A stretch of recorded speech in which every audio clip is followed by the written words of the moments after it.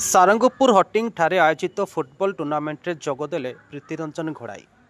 Sukinda block Sarangpur panchayat Sarangpur हटिंग ठारे सांताली भाषा दिवस उपलक्षे आयोजित 2 दिनिया फुटबॉल टूर्नामेंट रे जोगदे पूर्वतन सुकिंदा विधायक तथा मंत्री प्रीतिरंजन घोड़ाई।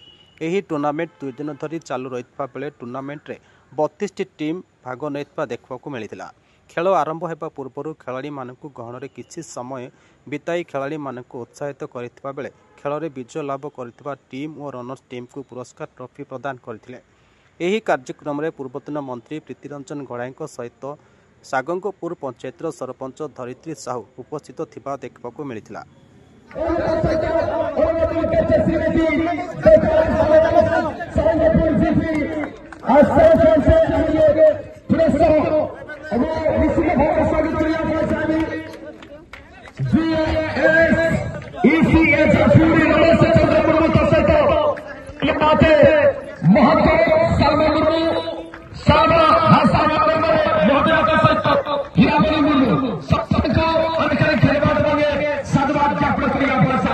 अभी